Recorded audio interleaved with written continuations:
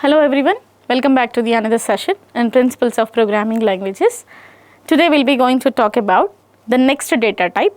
So we were actually learning about some series of data types according to the syllabus. We were discussing about the union types, and there is one more data type what we have to discuss. From this video we'll be going to learn about union types. Now, so before we see about union types and the supported programming languages, the way they support union into their programming languages, let us know first of all what is an union. So a union is a type whose variables may store different type values at different times during program execution.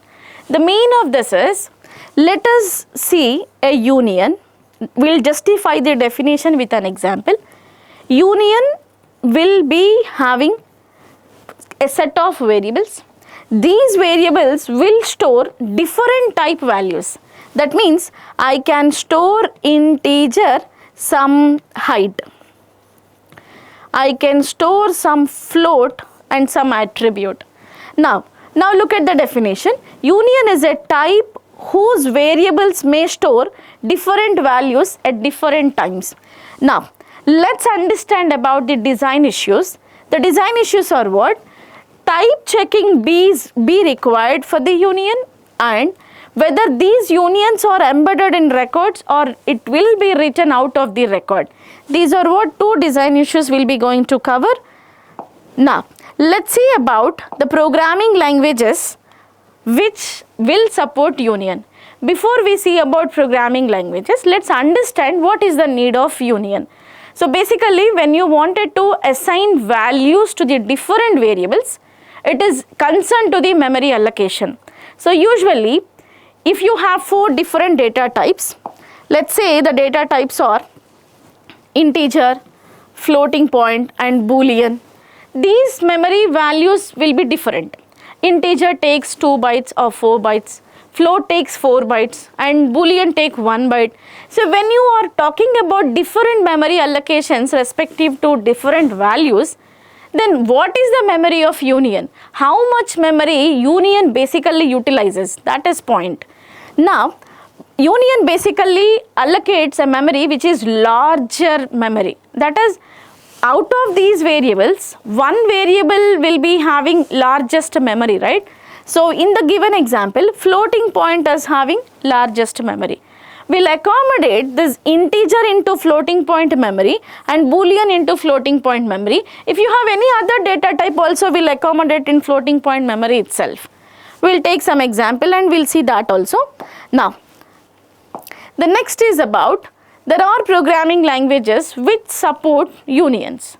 So from the last slides we understood why unions are. For better efficiency of memory, we'll use unions. What kind of unions are supported in languages? That part we'll see. There are basically 2 kinds of unions. One is free union, the other one is discriminated union. What do you mean by free union? A union is used as it is in the program without any preceding variable. Let's say if union is used as it is, now I'm writing union, now I'm not using any type of keyword over here. Now I say it is free union. Discriminated union is what? I'll use some keyword, maybe not type, I can use any other keyword. If you use any other keyword other than union, it's a tag of union and it is called as discriminated union. Now, out of the slide we'll come to know C++ uses free unions, because most of the times we'll write union programs in C. If I wanted to take a program for student, union student, now union is not using any other thing. A tag is not useful, a tag is not used here. So it is free union and this is what union name. Now let's take some variables into this. So I am taking variables float, marks and integer roll number. These are what 2 different data types, right? Now, how memory will get utilized properly, that we'll see. We'll take memory which is of 4 bytes. Now, let's say in 4 bytes we'll use to store some marks. Let's say that all these 4 bytes are categorized or given for marks, and in this only we'll use to store roll number, right? We are not going, see, if you take other data type, then to store 4 bytes marks and to store 2 bytes of roll number, you need total 6 bytes of memory. Concerned to unions, union will not take 4 bytes and 2 bytes separately. It will take into one memory organization, and that's what the advantage of unions. Now, let's see about the example. So in C language, I can say this example, which is union some flexor type. The flexor type is indicating you the union name. It's an union name, and these are what attributes in the union. So we were writing this as a variable of it. Why this variable is? To write the values. Something like you can say it is a constructor.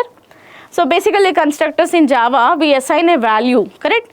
Now here also, to assign value to int even, to assign value to float even, you need a constructor.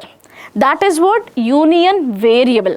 Now this variable is going to give values. How can I give values? This variable dot this name. That's what e11 dot int even.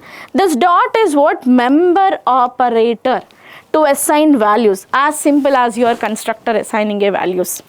So this way unions going to have multiple variables, and all the variables will be assigned with values.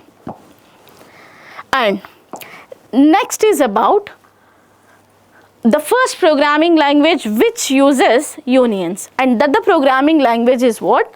Algol. Algol is the programming language which is contemporary programming language and which uses unions into it. And even unions are in use by Ada, ML, Haskell and F#. So we'll see some programming languages out of this study. So type checking is the first design issue what we were discussed. Algol Ada supports unions, and we'll see how it will get supported.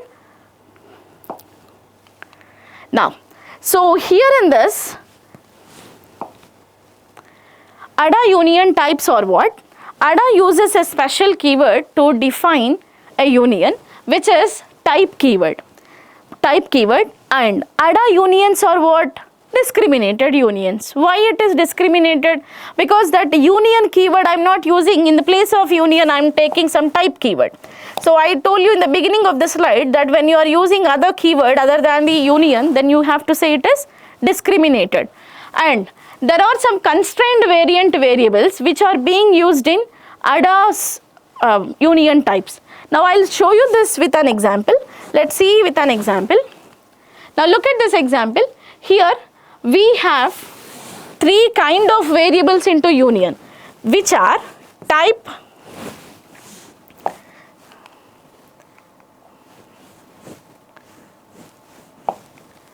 now look at this program which is written in Ada programming language.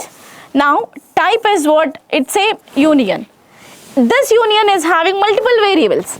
Shape, and shape is having different dimensions, circle, triangle and rectangle. Type colors is also having different dimensions, red, green, blue. Type figure, it is having a form, shape, and it is a record. Right, record is having some fields, each field is having some memory location. Let's say the memory architecture for this, we'll use a largest memory. In this memory only we'll segregate all the things whatever we have. How to segregate all these things? Because we all are given with data types over here. If you see, if you take circle, the diameter is calculated with float. If you take triangle, triangle will be having 3 sides, right? Left side, right side, angle. So all these things are having data types. According to the data type, whichever data type is the largest data type, according to that memory will get segregated. Now there is the other programming language which is F#.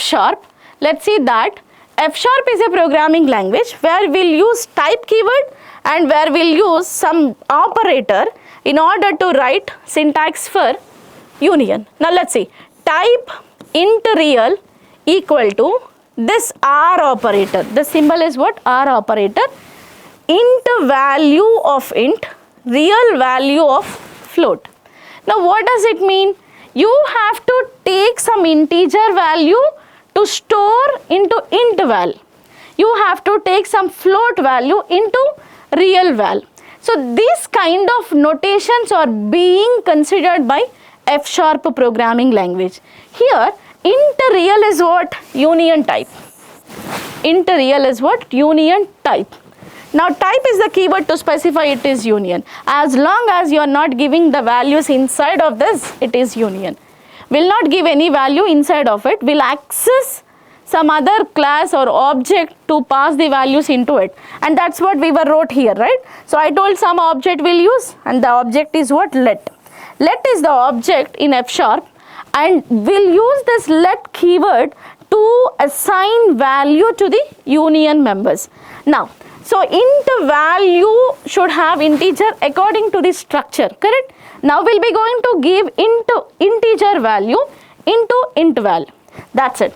Let IR1, I'm just creating a object for that, and 17 is the value into int val, and the same for float.